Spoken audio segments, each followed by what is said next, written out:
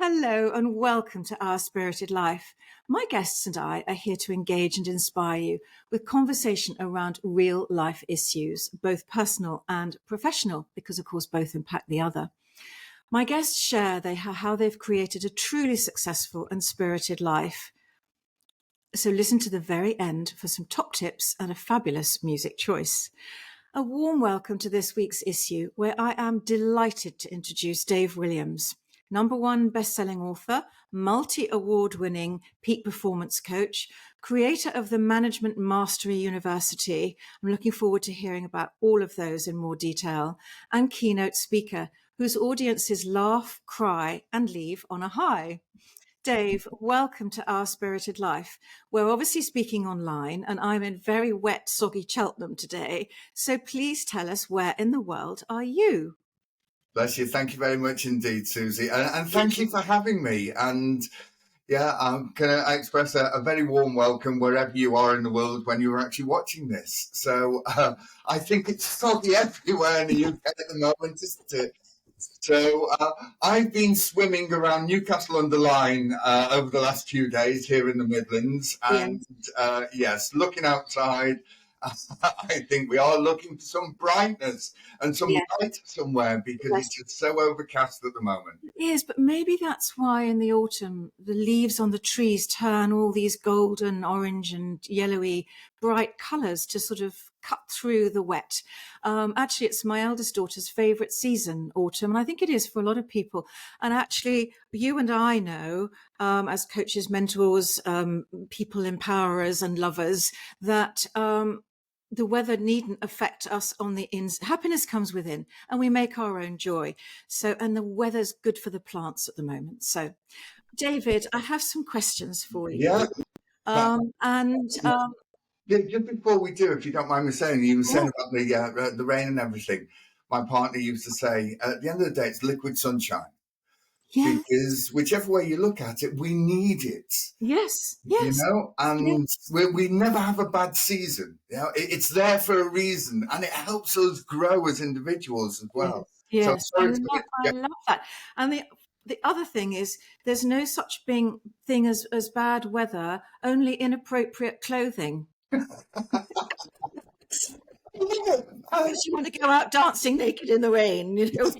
Yeah, maybe that's for another episode that you have. Oh, David, so you have so far had the most amazing journey. We have to use that word. So where did it all start for you? It's been interesting, shall we say. And look, we're all on our own individual journeys, aren't we? Realistically, if you're anything like me, when you were at school, you thought, right, okay, going to leave school, going to get a job, going to find a partner, have 2.4 children, if that's what you're looking for, and then you're going to retire. So it's going to be nice and smooth. Linear. Yes. And then you start up in life and realise it's just like a blooming roller coaster, isn't it, with peaks and troughs all over the place. And we all have challenges, and it's how we overcome those particular challenges. And for me, it actually started off realistically when I was really young. Okay, so now that was in 1900. It wasn't in the 1700s. You know. I am only 21 with interest, and I always found that I was an only child. My parents took one look at me and said, "Oh God, never again." But I always found that I was with groups of people, and what I didn't realise at the time, although retrospectively this is what I was doing, I was finding out how people worked. Mm-hmm. The little motivations that they had, the likes of the power struggles that they had with themselves, and also with other people. When you say, Dave, when you were young, how young were you when you first realised you had this ability and passion? Or Yeah, that's such a great question. And yeah, I suppose I'm just trying to think back now, and it is a year or two, or was that a decade or 5? But I guess it was sort of around early teens. Oh, right. Okay. Yeah. Yeah. Yeah. Because what I did find, because when I was growing up, I was really, really sporty. And, if it had a Y in the day, I was out playing football or cricket or tennis Yeah. or something along those lines. Mm. And what I found at the time, yes, I had peers of my own age group, Mm. had some people that were a bit older than myself, and also quite a few people that were a bit younger than myself as well. That what I didn't realise at the time, because we used to play football an awful lot, that what I was also doing was actually coaching them to get better with their football. Okay. But it was interesting dynamic with having such a varied age group, or groups, should I say. And one of the principles of people's behavior was basically the core was the same. How you projected it at different ages Mm-hmm. was an eye-opener to myself, although I didn't necessarily realize that at the time. Yes. Yes. Yes. Because when we're that sort of age, before, should we say, the seriousness of life, Yeah. gets involved, when Yeah. we have to make Responsibilities. decisions, Mm. Mm. it's about having fun. And even at that sort of stage, there were certain people that were in, the different groups or whatever, that realistically weren't happy with life. Mm-hmm. Mm. So what I tended to find was, pardon me, I was drawn to them in some ways to try and change that and uplift them. Okay. And I had no idea what I was doing. I You was, naturally that you wanted to help people yeah, from an early age. That's lovely. Yeah. and that was I was around about 10, 12, something along those lines, when I actually helped prevent someone from committing suicide. Oh my goodness. Okay. So it was just a friend of ours that we were actually playing football and everything, and he just came running past, and we realised it was a bit of a challenge there. So we actually followed. I followed him, and he was there on top of a railway bridge. Oh my word. Okay. So it was actually talking him down, and without, like I say, having any clue about what I was doing or anything on those things. Yeah. Yeah. But that's when it all started, really. And that became the core of me, if that makes sense. Really given me shivers, actually. So young, Dave. So you obviously have something innate within you, and you've never stopped using that. I remember when we had our first Zoom chat, our one and only Zoom chat so far. Yeah. You were just so open, so warm, and the compassion and the understanding, the level of understanding, which I think must be very powerful when you are in your professional field. So why do you do? Actually, have we finished on where did it all start for you? We haven't really, have we? No, well, yeah, it sort of progressed from there. And then, when I left school, I still wonder why schools in many ways have the careers conversations. Because kids of certain ages, they're still finding out about themselves, about their bodies and the way that's changing. And then you get someone come along and say, and what do you want to be when you grow up? Yes. Yeah. I was in my 50s before I realised what I wanted to do. Yes. So, I started, I was lucky in many ways. And having said that, there is the age-old adage, you create your own luck. Mm-hmm. So I started off, and I was a management trainee with a retail organisation here in the UK called MFI. I don't know. Yes. And I do. and they didn't necessarily have the best reputation as far as retailers were concerned. However, what they did do, they had a terrific management training program. Mm-hmm. Now, I was around about 18 at the time, something along those lines. So I had to learn quickly because I was the youngest that had actually started with them, and things progressed. And like so many of the management stroke leadership training programs, there was so much of the theory and everything. And this is what you need to do for this is what you need to do for that, etc., etc. But it was wonderful grounding. Okay. However, this is where I was a bit different. And again, I didn't realize this at the time. It's only retrospectively that I've realized this. Yeah. That a lot of the things that I learned, which was terrific, don't get me wrong, and I can still remember the main trainer at that particular time, a wonderful gentleman. But I can still remember him, can still remember so many of the venues and everything, and some of the mishaps that we had. As an example, we were doing manual handling, and there was this wonderful gentleman called Alex. And we had this box in the center of the room, and we had to bend down, pick it up. So bend the knees, keep the back straight and all of that. And Alex, bless him, was doing his. And just as he lifted it up, the box split. Everything went everywhere. Oh, no. Just as the managing director walked into the room to see how everyone was getting on and introducing himself. But how did the trainer handle that? Because that wasn't Alex's fault, was it? No, it wasn't. We just had a real good giggle about it. Good. It's one of those things. Yes. Why worry about it? Yeah. But to answer your question in a bit more depth, I was looking at things differently because I would have to say I wasn't necessarily the best manager in the world. Mm-hmm. But what I found was I was a good leader. Okay. Yeah. The reason why I say that is because I got to know everyone that I was working with. Mm-hmm. I got to know a bit about their backstory, about what their goals were, what they wanted to achieve, not just in the next week, in the next year, but 5-10 years down the line. Mm. And that's a great leader, Dave, because if you're interested in the person, I looked at the stats on your website, which I will come to a little bit later. If you're interested in the person as a human being, you're going to be a far better leader. Probably, because everything in life is all about human beings.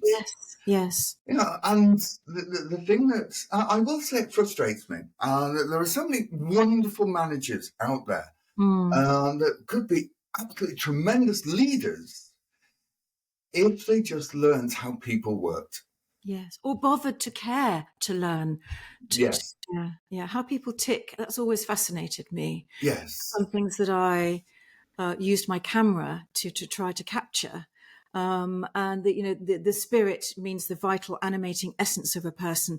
And in the books that I've published, it's the stories of these women triumph over adversity, but also the story in their face and in their being.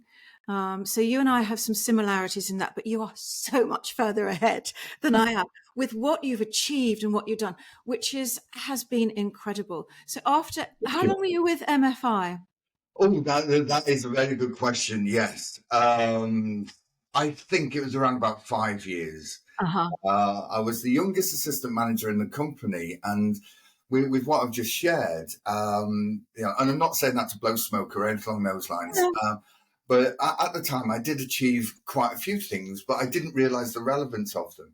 Okay. But one of the things that I did find, and this realistically was my genesis, shall we say, when it came to management, because I was doing different stores, and different projects. What I found was because of the experiences I had right at the very beginning, I was applying those wherever I went. Mm-hmm.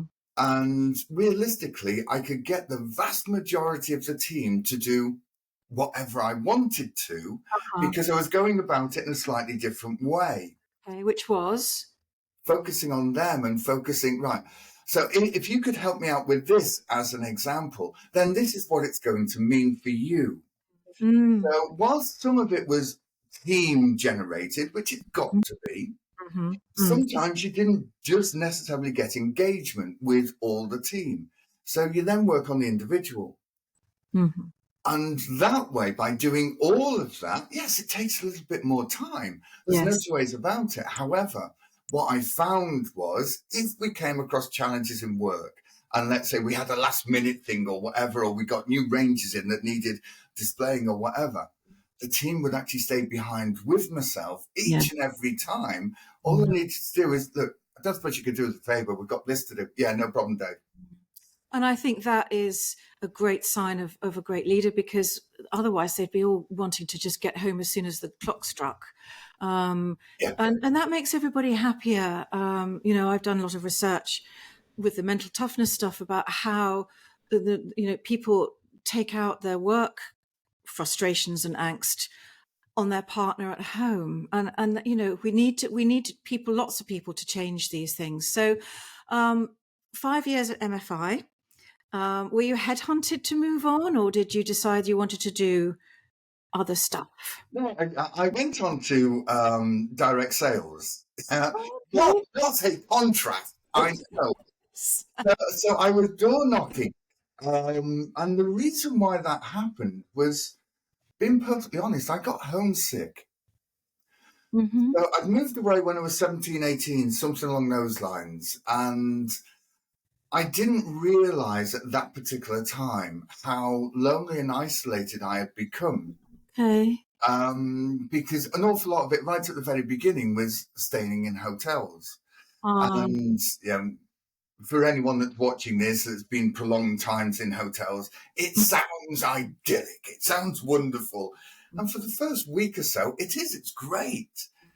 But then, oh dear me, the boredom sets in if we're not careful. And that's what happened to me. Yeah, and the lack of community and connection when you're in a hotel room and going down to eat on your own. I think eating on your own can be a very lonely thing. Yes, it can. And don't get me wrong, I had some wonderful experiences, because I also met Les Dawson and Michael Barrymore during a time when I was in We Wolverhampton. not had a giggle.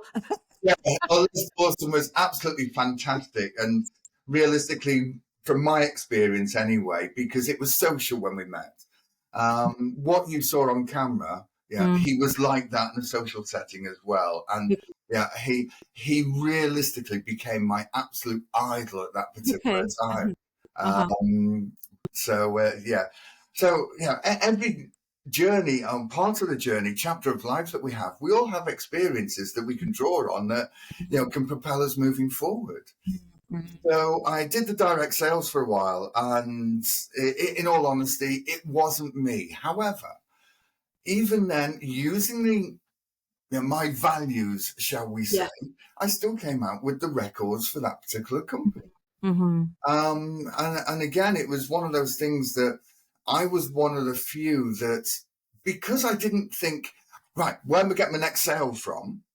Which ultimately is important, obviously. It was a case of, right, okay, the next door, I'm going to make this person my friend. How can I help this person? And if I felt that I couldn't, then I used to walk away. Okay. Yes. How interesting. Yeah. And there's another story about somebody who started with MFI, and they felt exactly the same way, because you're within integrity in sales, because so many, I think, British people, perhaps especially British women, can't bear the thought of selling. And if you know that you're leaving somebody better off with what you are offering, then you're completely in integrity, and it's almost your duty to explain it, to show and tell, and help them make a decision without any sort of pressure. So, okay, so after direct selling, what came next? Yeah, I went back into management again with a couple of different organizations, and great experiences, met some wonderful people, learned more things myself as well. And even with my, I will say, limited management and leadership experience, what I found was, going into different organizations, because of the terrific grounding I'd had at MFI, then I was mentoring. Yes. Even though these people have been with these organizations for a good period, even now, not every organization has training schemes. So I was found that I was mentoring, so I became a magnet. Even I can't remember the titles that I had at the time. I'll say I was assistant manager. I can't remember exactly. But I even had managers coming to me asking what they should do. Wow. which at the time, Quite telling. it was a bit of an ego stroke, although I didn't really understand what egos were at the time. Mm. But I also thought, how ridiculous is that, really? Mm. You've got someone that is, got a greater title than myself asking the subordinate what Mm. they should do. Wow. And it's not even what do you think, it's what should we do? Yeah. Wow. Okay. So how long did it take you to decide that you actually wanted to set up your own business and your own programs and training? In fact, why and why do you do what you do? Well, as the viewers have probably realised that, for me, the core of me is serving and helping other Yeah. people. Yeah. And the simple reason for me, I went through a major change in my life in 2015.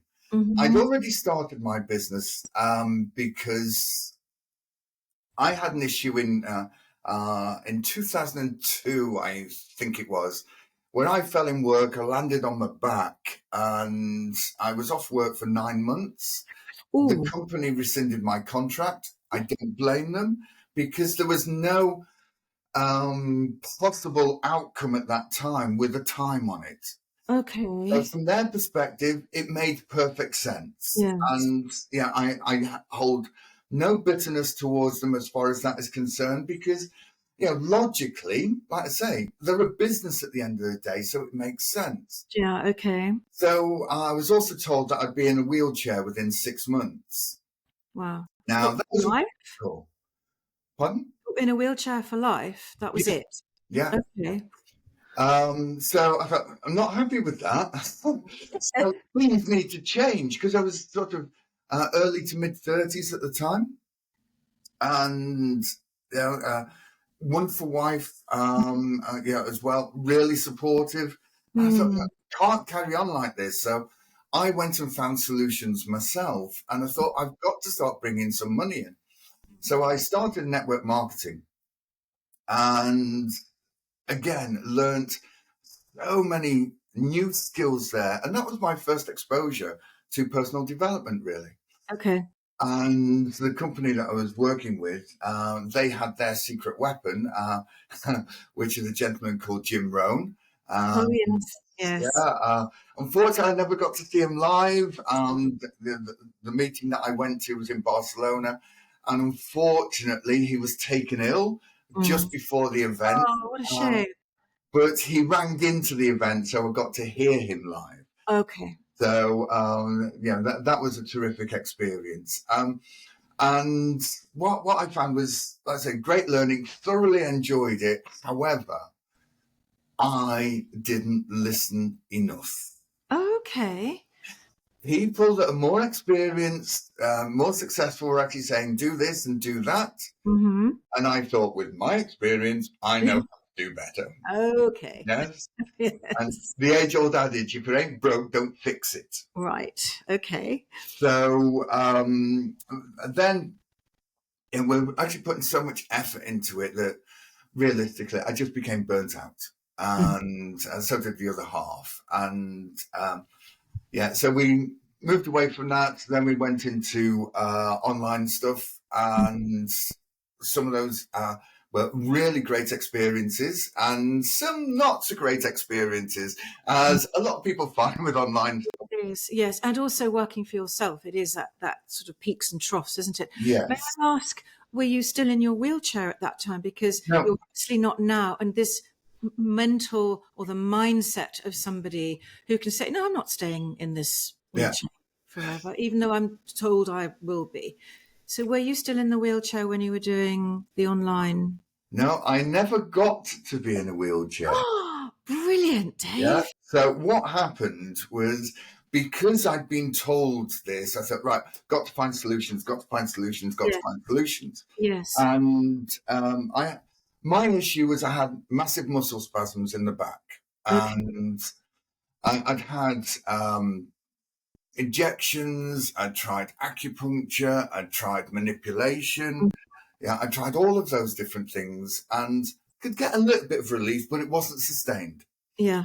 So it got recommended to me, this particular treatment called the Bowen treatment, Yes. Bowen. Yes. Yeah. And I couldn't find anyone local for me. Sorry? It makes me sit up straight when you say, So I found someone an hour away. yeah, Well, I used to travel for an hour, get yeah. treated for about half an hour, and then travel an hour back. Mm. So it wasn't the ideal because you sat down, not being able to move. Nice. Yeah, yeah, But over a period of time, I really started to notice the benefits. yeah. Good. And I'm always so grateful to the lady that helped me there, in my opinion, prevented me from being in a wheelchair. Mm, mm. So that's how that started. Good. And so with the online stuff, good things, not so good things. And there was one particular organisation that all of a sudden, you couldn't get any communication from them. We didn't know what was happening. And then we found out that the owner of the company had been arrested by the FBI. Oh, And what we didn't realise is it was a Ponzi scheme because we were relatively new to this type. okay. Oh dear. So things had started to accelerate really well with that, and Yeah. all of a sudden the rug was pulled out. Yeah. So so I went back, and this is when I really started with what I'm doing now. Okay. So I went in and started training organisations, and also got some contracts with another company where we were actually training unemployed people to get back into work. Great. Love that. And I, like an awful lot of people, because of media, etc., had an image of most unemployed people. Mm-hmm. Yeah, being perfectly honest. Mm-hmm. Mm-hmm. Within the first couple of hours of actually being with my first group, wow, did that change. Mm. And what I found with my experience is the vast majority of people were desperate to get back into work. Mm. They just didn't have the know-how. Yeah. Or the confidence, perhaps. Yeah, definitely. That was a big thing. So it was a 2-week course. I've had the program notes and everything, and that was meant to be basically for the 2 weeks. And then during that time, they would also have an interview with an organisation and hopefully get a job at the end of it. Mm. Excuse me. Mm-hmm. I thought, right, okay, bit of a maverick here. I thought, right, I'm going to do this slightly differently. And I must admit, there was also a great team as well, Okay. of Mary and Helen, and they were absolutely fabulous. So what I did with this 2 weeks, I thought, right, okay, realistically, let's think of this logically. So 2 weeks to do all of this, come on. Mm-hmm. Yeah, let's get real. So I thought, right, I'm going to change this. What do they really need? Because it's all very well, let's say it was warehousing as an example. Mm-hmm. They will start with an organisation. The organisation is going to train them on how to warehouse as per that company. Okay. So I thought, right, give them the overview. So what I did, I changed it. So it was week 1, content. Yes. Week 2, building confidence and interview skills. Okay. Sorry, wait, when you say week 1 content, what do you mean by that, Dave? Yeah, great question, because I didn't qualify it. So thank you for that. Thank you. The course content was meant to be over 2 weeks, say warehousing. Uh-huh. So I condensed it into a week. Oh, okay. Okay. Yeah, it wasn't rocket science. Mm-hmm. I don't mean that disrespectfully or anything. Yeah, it was an overview covering so many different elements. Mm. But that's just it. It was an overview. Mm-hmm. And that's it. My thought was the company is going to train them anyway. Okay, As yes. long as they have an understanding, of where to pick and what picking numbers are, etc., Mm-hmm. then the rest of it they will get taught. The big thing, as you correctly said, It's in here. confidence for so many of them. Yeah. Yeah. Because a lot of them have been to interviews and basically not realistically being able to sell themselves well enough. Yes. Yeah. Yeah. So I thought, okay, the warehousing thing, do that in a week or whatever the course content was. Mm. And the second week, like I say, confidence, interview skills, interview questions, attire, all Yeah, of those. yes, yes. And understanding that they have value, even though they haven't been in a job for however long, they have value and something to offer. And I think often people who are sort of out of it for whatever reason, they lose their spirit, they lose that Yeah. sense of self-belief, and knowing that they have a value and expressing that. So I love what you did, because it must have been so much more dynamic. You must have got them much more excited. I can remember when the first week or two when I went to do my photography degree was all on health and safety. There was this huge manual, and we just had to sit there and turn the pages. And I'm thinking, this is a photography degree, and I don't know whether, this is entirely necessary. Yeah. It was so dull. And I think to start somebody off on a new course like you did with dynamic, and we're going to actually work on you, the person, must have made them feel completely different and much more hopeful. Well, I would like to think so. And being perfectly honest, again, I possibly overdid it with the very first course, because we got them sorted out, or Helen had got them sorted out with appointments for, let's say it was the Thursday. So the Wednesday night, I did a rah-rah, before, Yeah. just to get them prepped. Yeah. And I possibly overdid it, not intentionally, but it's all about building them up. You're the managing director of yourself, so sell yourself, you have got so much to offer and all of that sort of thing. And I had 2 or 3 people come back and say, have you ever thought of being a motivational speaker? And I thought, Well, no, what happened?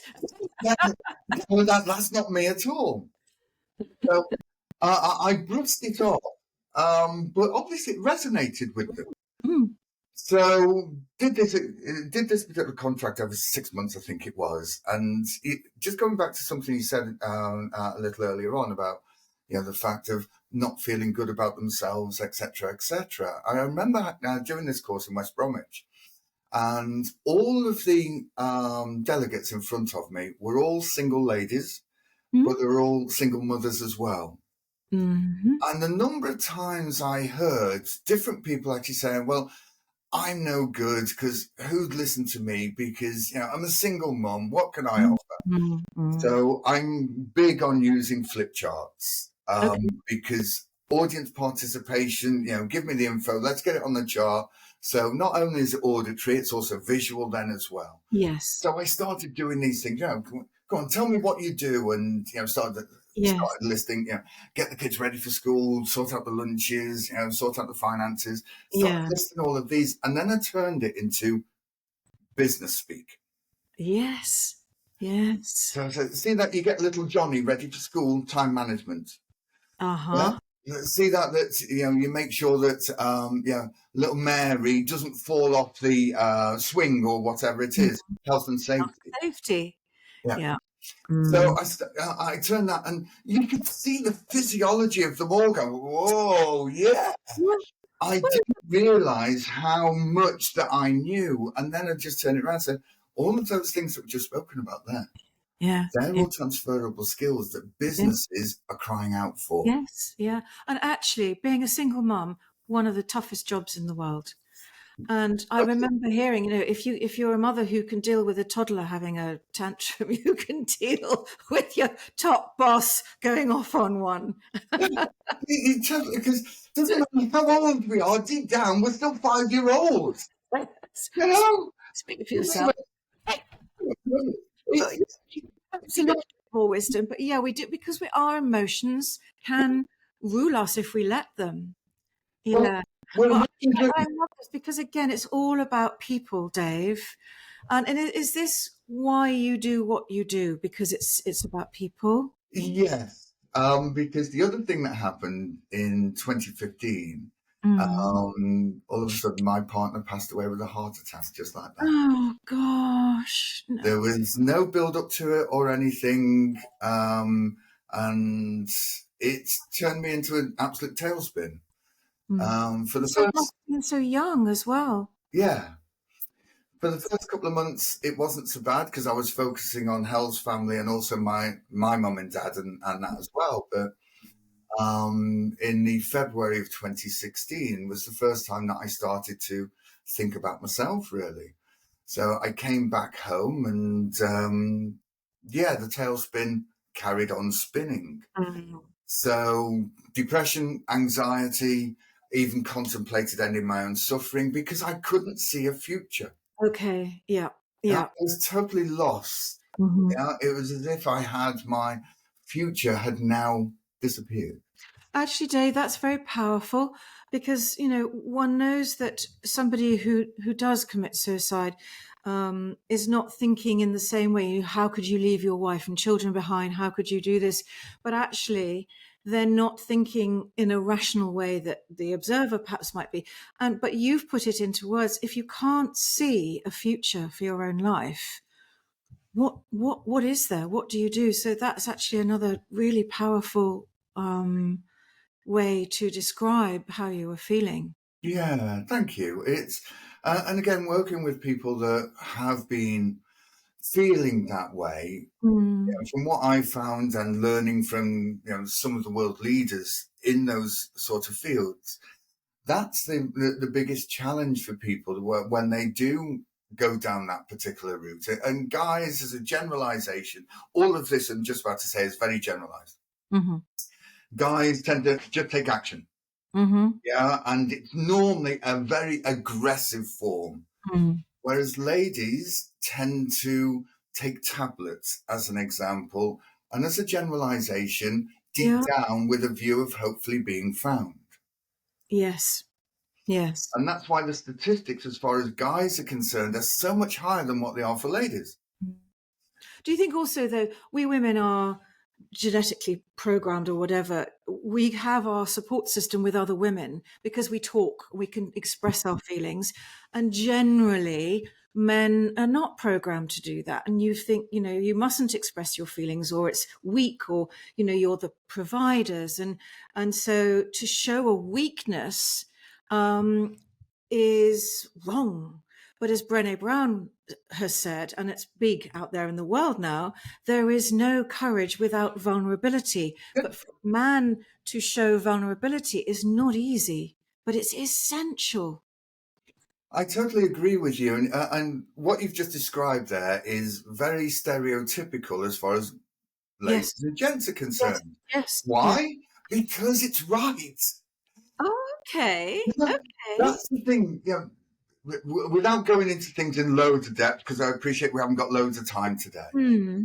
Realistically, yes, we are designed differently. We have female energies, we have male energies. Mm-hmm. Yeah, and the guys, as a generalization, it's a case of get the result, get the Yeah, result. That's yeah, what we're pre-programmed for. yeah. Think about it. If we go back to Neanderthal man, Providers. yeah, exactly. So they went looking for the saber-tooth tiger or whatever, and with their spears because they needed to eat. Yeah, Yes, that's the result. Whereas yes. ladies, as a generalization, so don't want any complaints about this, about being really stereotypical, but as a generalization, yes, they are the family. Yeah, the To nurturers. look after and nurture the children and protect the children and that Yes, as well. So yeah. we are, but again, if we go back to our brains, we're still in prehistoric brains. Yes, It's yes. now that we've got Wi-Fi as well. Mm. What do they call it? The limbic? Is it the limbic Yes. brain? We should have another conversation because I love what you're saying about this, all about this, because it's important. And to make a stereotype, I've loved that you said actually it's right. Nobody's ever said that before. So come on then. Why do you do what you do? Well, it's because of my experiences in 2016, Yes. and I was desperate to find a future. And And how did you lift yourself out of that then, Dave? well, realistically, by chance, an email came across my desk. No, it didn't. It flashed up on my inbox. You know Yeah. what I mean? And it was to do with coaching. And I thought, well, Hal and I had always been magnets to people that used to come to us and say, look, we've got this problem. And realistically, what we used to do at the time, these days it's classed as coaching. It wasn't. We were giving our opinions Yes. realistically. So Yes. it was more mentoring, but Mentoring, everything yes. seems to be classed as coaching these days. Mm. But I thought, well, that seems to be a core of me. Mm-hmm. So I went to do this. Gosh, I'm And glad you recognised that at that time. yeah, well, it was also a case of I was desperate. Mm. I didn't know what else I could do. So I booked onto this course and I cancelled it Okay. Why? because my anxiety got too high. I couldn't even leave the front door. And Oh. here's me talking to myself saying, how can you coach anyone else Mm. when you can't even coach yourself? Yeah. Okay. So I gave myself a really good kicking. Okay. So I rebooked, went on this particular course and never really looked back because the people that were actually taking this particular course, Tony and Nikki V, lovely people, and they then announced that they were Tony Robbins trainers. Okay. At Powerful. the time, I thought, who? Okay. I had no idea who this gentleman was. Yeah. But I learned an awful lot. And during the second day, Nikki came up to me and said, what are you going to niche in? So I said, anxiety and depression, because been there, Mm. And she said, the beauty of it is with your experiences, you can really associate with people on this particular subject. Mm. Mm. And that's what I did start off with. That was my niche. And since then, I've gone to, expand on an awful lot of things. So, it's realistically now, anyone's got a challenge, come and see me and we'll get it handled. Yeah. So, it's virtually most topics that you can think of. I've Yeah. actually helped someone with those particular topics. Yeah. Well, I said I've helped. I haven't done anything really, because it's down to the individual to have the thought change and then take action. Mm. But you facilitated that. I would Yeah. like to think so. Yeah. As a storyteller and story sharer as well, I love it that by sharing your emotional and personal narrative, you can empower others to navigate their own challenges. And how challenging was this for you when you first began? And did you, because obviously it can't have been easy, especially when you had paying clients that knew it was your job to help them. Did you have a coping mechanism? Yes, the infamous phrase coping mechanisms. I totally dislike the phrase, I must Okay, tell admit. me why and give Well, me an alternative. yeah, the simple reason is we cope with things, we don't get things handled. Yeah, actually, that's true. Somebody said to me, Susie, how do you cope? And I said, well, I just do. So, yeah, there was no mechanism coming to think of it. So, Yeah, so, thank you for bringing that back. Yes, go on. so most people actually come to myself because they have been coping with this particular challenge, with this Yeah. particular issue. Mm. So we turn that on its head and we get it handled. So Mm. people are actually viewing it from a totally different perspective, feeling empowered about the decision that they're making, Mm. and more importantly, realizing that they've got the skills and feeling great about moving forward. Yeah. Mm-hmm. Mm. Because that way we obliterate the coping. Yes. Yeah. But that's what the Well, they vast then majority thrive. of people in the world are doing. They're coping through Good. life rather than Coping or living. surviving rather than thriving and living. Brilliant, Dave. So, how much part did resilience and positivity play in your journey? Again, didn't realize it at the time, but massively. Yeah. There's no two ways about it, because again, a bit like I'd had the situation with the back many years ago. Yeah. Once I made the decision, Yeah. I knew there was only one way to go. Yeah. I knew that there would be peaks and troughs on that particular chapter, but realistically, we always have peaks and troughs. Yes. Now, Always. if we want to, if we're in a car driving to the local supermarket, we can complain about the peaks and troughs that we have there because of the red light. Yes. You know, Yeah. life is going to have these. Yeah. So we Yeah. bide our time, we overcome them, Yes. Yeah. and that is the thing. And so resilience is massive. And excuse me, there is so much said about, this should be taught in schools, that should be taught in schools. I personally think one of the biggest things that should be taught in schools is resilience. Yes. And I'm happy to say that with the mental toughness partnership with AQR that I am with, the mental toughness is the key of that is resilience plus positivity. Because the negative, like, oh, there's a red light in front of me. Or like, as somebody said, toddlers don't go, oh, it's raining. They just get on with life, so it's the positivity that brings about the mental toughness, which means that you can thrive, not just cope or survive. And so, resilient. And as you say, we don't know we're being resilient. We're just getting on with it. So Yeah. of course, I asked that question because it's my favourite sort of thing, my topic. And so, but I'm really interested to see how much a part it played, because I always have a different answer, which is fantastic. So, if you could go back to your younger self, perhaps when you were feeling homesick or lonely or whatever, and meet your younger self, what advice would you give? Don't worry about it. Yeah, Oh, make a decision, I love that. what you want, and then take action to achieve it. Yes, brilliant. Yes, yes. Yeah, Yeah. as a generalization and very general, especially as we get a bit more experienced in life. Mm-hmm. Yeah, we Mm. worry about things that in 5 years' time they're not going to matter. Yeah. Yeah, is it a case of am I wearing the right shade of lipstick for this outfit? Yeah, Hang on a minute, Dave. That does matter. it's the guys. Yeah. Well, we get lashed up and give so many things that don't really matter so much credence. Yeah. Yeah. And then we listen to other people's opinions and believe that they are right. Yes, or that they are important. And Yeah. that can also spiral us down into victim or martyr mode.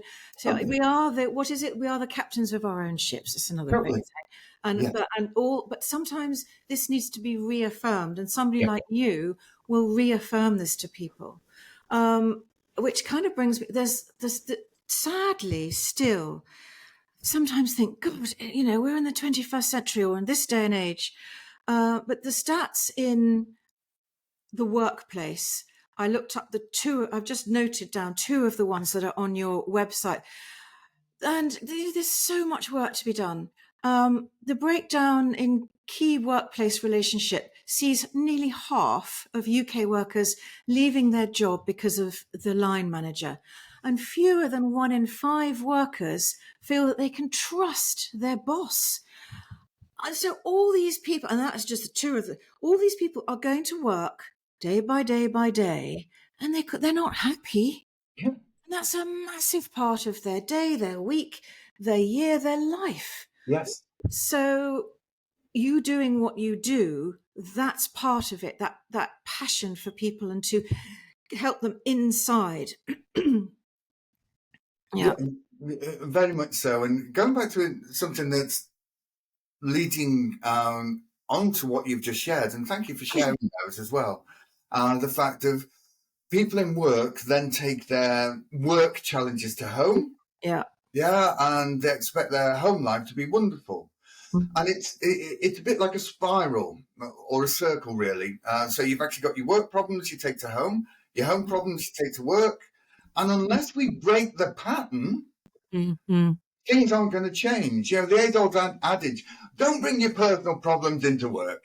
Mm-hmm. Yes, I'm sure we've all heard that. But of course, it always happens, doesn't it? Human. Yeah.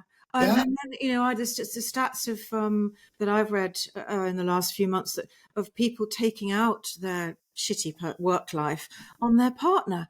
It could eventually lead to a relationship breakdown, and that's a broken family. So we've got to get this sorted. So, yes. We really will. So you do assist people to overcome their fears, phobias, emotional challenges that hinder their lives and progress. Is this done through your Mastery University, and what does it entail? Great question. And how long have we got to answer that? Dense it for me, Dave. Because I am one of those people that I love to serve. Mm-hmm. I love to help people improve their lives. So I do it in different ways. Mm-hmm. So obviously I speak, and so that's one of the ways. I do the one-to-one coaching, which is another way. thank you for mentioning the Management Mastery University as well. And I was particularly interested because your master is M.A.S. yes, Does it the all? acronym. Yeah. Yes. And again, obviously, as far as the book is concerned, again, it's all designed to help people improve. But as far as the mastery is concerned, I was a few years ago now. I was going into organisations, whether it be junior management, senior management, or indeed the directors and the owners. Mm. And I was going in to train and coach on whatever the subject matter was. Mm. And some of them were, when we say away days, there could have been 2 or 3 days, and some were single days. But, excuse me, again, what I did, I took a step back, so to speak, and standing up, I can show the step back. Yeah. So I took a step back and said, well, hang on a second. All of these things are basically the same. Mm-hmm. It's the same that with most organizations. However, it's also the same challenges that I witnessed when I first started in management in the 1980s. Yeah. Yeah. So I thought, right, this has got to change. So how can I change this and bring everything together? Mm. So you're right. Yeah, mastery is an acronym. And come on then, tell us. Yeah. So the first one is motivation. Yes. Yeah, because again, most people, you've had children. So you've got children, should I say, not had them. You've got children. Did you ever have a challenge, as an example, getting your children to tidy their room? Good question. Yes.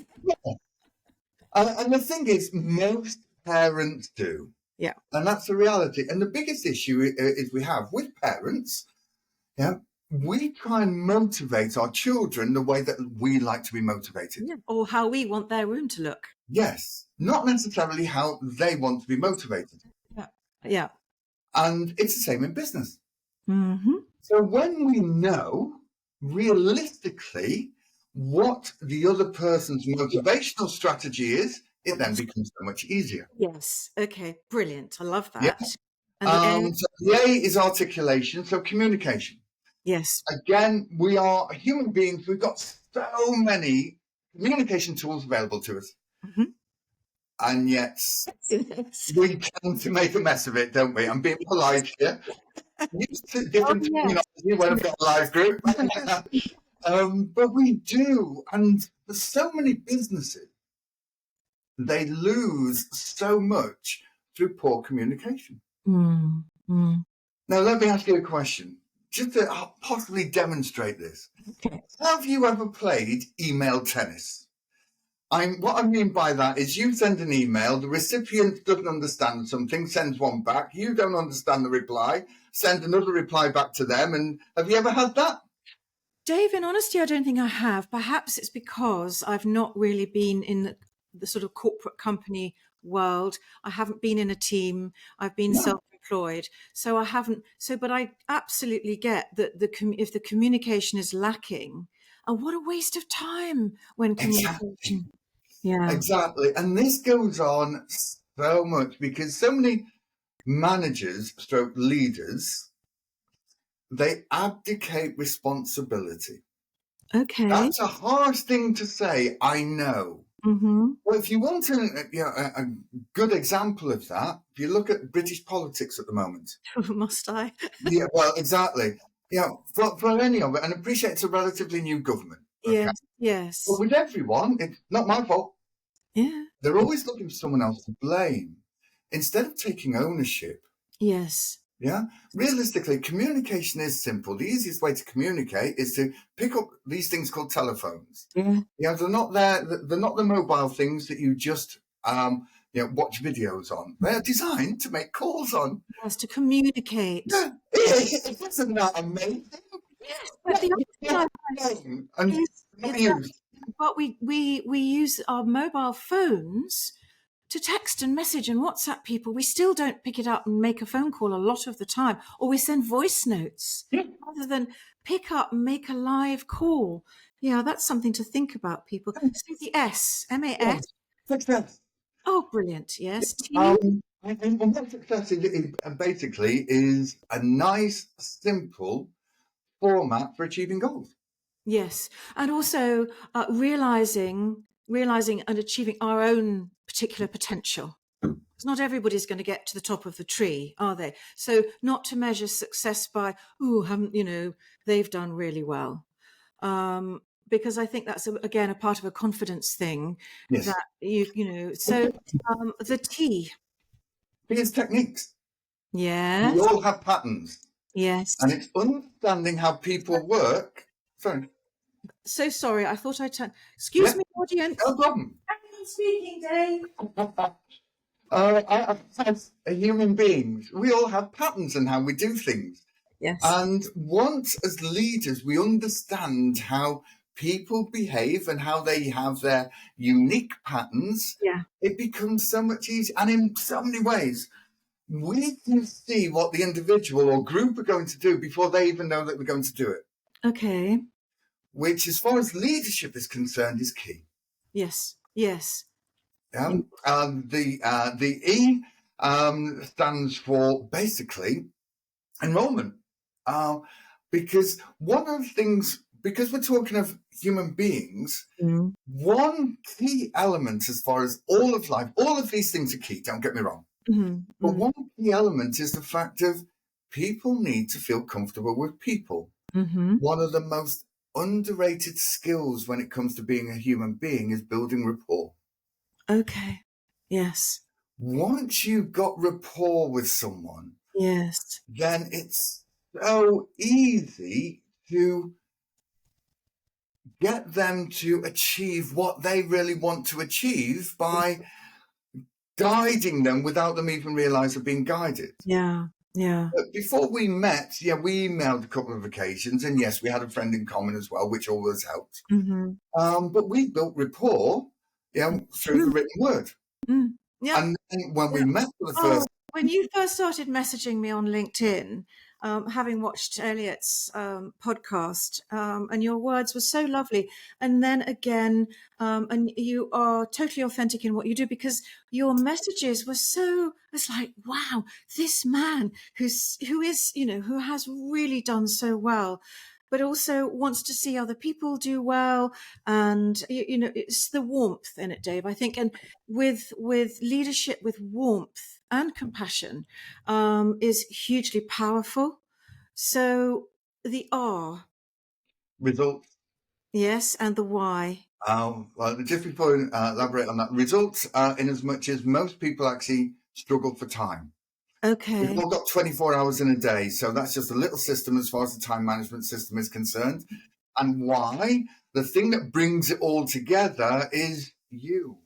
Okay. Because if you think about it, you are the core of all of those things. Yes, of course. Yeah. How you feel, how you behave, the emotion you attach to anything is going to dictate the result with everything. Yes. Yes. So again, it's building up the individual so they can lead and manage with, as you mentioned, authenticity, but with confidence as well. Yeah. And that's something that so many top leaders, if they don't have the innate confidence in what they're doing, you get imposter syndrome, and then you get stress, and you get burnout even. Yes. And it all sort of falls apart. So where has your work taken you, and what sort of people do you work with? Well, it's as far as the management mastery is concerned, that's all been UK based so far, really. Presentation wise, I've managed to deliver, although many of them virtually, into 4 continents around the world, which has been fantastic. Yes. And Can I ask a question about that? Yes. How much with the 4 different continents did you find that culture? Did it play any difference at all, with the way that you were received, understood, or the way they wanted to have help? That's a great question. And as far as I'm aware, for all the presentations that I have done, there wasn't the need for any interpreters. So from that side, it wasn't too different. Okay. There was a couple of things that I needed to adapt to be respectful of certain countries Okay. and their thoughts and their I've forgotten the word.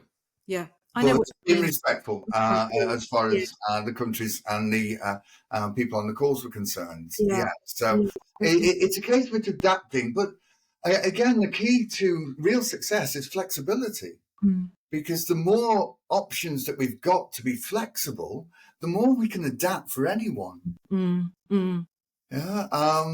So it's been a great experience. I have had an experience where I have had interpreters, Yeah. and that was interesting. Yes. And that was in the UK as it happened. It was Really? it was a company in the northwest, and there was an awful lot of Polish workers there, so there was an interpreter there. My Yeah. first experience to it, so really, I'll say really surreal. In Yeah. as much as I may well say something that was funny that the English speakers would laugh at, most Yeah. Yeah. okay, and then move on to something a bit more serious, and then you hear giggles from the back of the room. Okay. Yeah. Dave, what are you doing now? I'm again expanding all of that. The Management Mastery University. There is a massive need. Mm-hmm. And from the feedback that I've received, as far as that is concerned, there is certainly the need. And also with reports that you see on a regular basis, you kindly shared some of the stats that are on the website as far as why people leave organizations, etc. Mm-hmm. To give you an idea, I did a poll on LinkedIn. I've done this 4 times now, and each time the results have been around about the same. Uh-huh. And I normally ask 2 questions. When you're in a leadership role, what would you prefer more of? Training on such things like time management, etc., Mm-hmm. or training on how to manage people? Mm-hmm. And the average of those 4 have always been around about 95% of, Mm-hmm. of people that have responded, and they've been from different walks of life. Yeah. They've been from director level down, Yeah. and 95% have actually said training on how to manage people. Oh, yes, that makes sense. Yeah. Because Because the dynamic changed, especially since COVID and lockdowns. yes, yes, yes. Yes, and we don't get training to be parents. We don't get training, Yeah. because everybody is. You can't. It's not one rule for all. We're all totally different, and different people bring out different things in each other. So your passion is people, and I think the world's a better place for that. And so, what other passions do you enjoy? Realistically, it's all about people for me, whether it's socially, whether it's being professional as well. It's all people on a social basis. In many ways, I don't switch off. Okay. Don't get me wrong, I enjoy. Question: how do you relax, stroke, switch off, practice self-care? But if being around people energizes you, Yes. that's how you Yeah. relax, rather than being actually perhaps rather than when when you were young and you got homesick, you did enough of that being alone and in a hotel room. And Yes. so, Well, do you the, still the, run? Do you still do marathons? no, I haven't done for a while, because of so much personal stuff that's been going Yeah, on yeah. behind the Did scenes. you run the half marathons and run after your back injury? Yes. Fantastic. Most of them were after that, because initially I wanted to prove myself. Yes. Excuse me, and I wanted to prove to other people what you said was wrong. Yes. Yes. Um, and my particular situation was totally different to Hmm. a lot of other people, but I can only talk from my experience. Yes. Yeah. And what I have learned, because I get an awful lot of people ask me, well, if you get so many people that share their, I'll say, challenges, Mhm. and some of them have been, wow, so many of my personal clients become idols of mine, Mhm. because the resilience that they've shown Mm. to get to even be with myself or still be having a life has been absolutely amazing. So that, let's say, they become heroes and heroines of mine. And someone, like I say, I get asked this on a regular basis. Well, how is it that you switch off? Because you've got all of these things that are being thrown at you. And it's a great question. And I learned an awful long time ago, and I don't mean to be disrespectful when I say this, but to wring out my sponge. Yeah. In as much as I absorb what is being shared with me, but my focus is actually the individual. Yes. Right? What needs to happen to help them improve?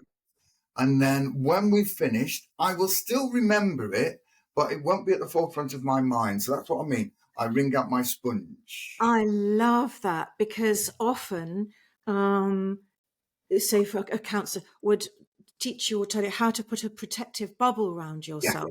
Now that is for people like us who are people and compassionate people, you can't help but absorb some of it. So to wring out your sponge, that's brilliant answer, Dave. Thank you. So my penultimate question, because I love the music question, the what and why.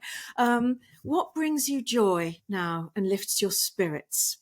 Life, realistically, and making it the best I can make it. And just because I am the age that I am, the big 60 now, I've still got kids to go yet.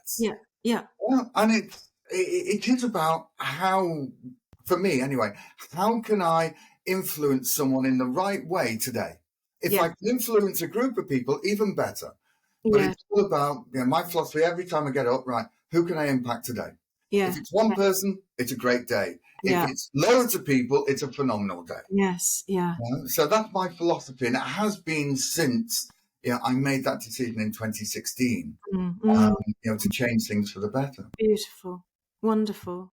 So, do you have one top tip or a few little takeaways? No, that's the wrong way around. Do you have one major takeaway or any tips that you want to leave our audience with just before we wind up? Certainly. Again, I could go on for another couple of hours here with top tips, but I know we won't. Okay. First thing first is don't have regrets. Look, we can all look back at life and say, I wish I'd have done that different. I wish I'd have said this. Don't have regrets. Have learnings. Yes. Yeah. Because your past is your apprenticeship to your future. I like that too. Yeah. Your past is your apprenticeship to your future. Mm-hmm. And we're in a society where it seems to be so much about image these days. And I'm all for, right, what's going on below the image? Yeah, what's really going on at the core of individuals? So don't worry about opinions. We spoke about them a bit earlier on. And when we are being the best version of ourselves, it resonates. You kindly said on a couple of occasions that I'm authentic. I believe I am with everything that I do. So always be yourself 100% of the time because you don't know who you're about to influence. Yes. Fabulous. Okay. So I know you've chosen a piece of music. What is it and why have you chosen it? It's a very popular one. There's no two ways about it, but it's This Is Me from The Greatest Showman. And the reason why I select that is, apart from the lyrics and everything, and the delivery is wonderful. Yes. And I can't do the dance, I hasten to add. But the reality is, we all go through peaks and troughs. Yeah. I am the best version of the person that I can be at this moment. No. Yes. Am I the finished article? No. Have I had challenges? Yes, we all have. So this is me. No matter all the obstacles that I've overcome, I had the choice to live in concrete slippers in 2016 and not move. I decided to break the concrete and move forward. And we all have that choice. Yes. And thank goodness you did. And we do. Yes. And so Dave, honestly, thank you so much for sharing, for being such an inspiration. And we're going to say goodbye, but don't go just yet. Actually, first of all, how do we find you? How do people find you? Well, one of the easiest ways is if you find me on LinkedIn, by all means connect on LinkedIn, and send us a quick message, say, look, I've seen you chat with Susie, because that'd be good for Susie's ego as well. Yes. on LinkedIn. Dave You Williams. find it as Dave Williams Coaching now. But if you connect with Susie first, Yeah. also Susie's connection. Very happy. Yes. Yeah. Absolutely. Okay. Yeah. Or indeed, if you want to find out a little bit more about myself, what I do, etc., then davewilliamscoaching.com. And it's got more about the speaking. It's got more about the Management Mastery University. Your book. Oh, yes. That one. That one. Confident. Brilliant. Yeah. Brilliant. Yeah. So a bestseller. I launched it first time on the anniversary of Hell's birthday. That's the lady that passed away. Yes. Yes. And realistically, that was my gift to her, Oh. because she helped me so much to become the person that I became. Oh. And then the year after, it was number one again. Oh, that's wonderful. This is the first anniversary this year that it's not been number one at that particular date. Yeah. And that was down to me because I had loads of other stuff going on, so I didn't promote it. So thank you for mentioning the book. Carrying on doing what you're doing, which is serving authentically and beautifully. Thank you. Thank you so much for having me, Susie. Oh, Dave, it's been an absolute pleasure. And yes, to everybody, if you've enjoyed this episode, which I'm sure that you will have done, feel free to share it with friends and family. And also, as I must ask, please subscribe and comment, because, in these podcasts, there's so much that it's all really a part of a community of humanity. And I'm particularly passionate about the fact that the professional element and the personal element all comes together in the one being, the human being. So Dave, thank you so much. You're very welcome, and thank you. Thank you for listening or watching.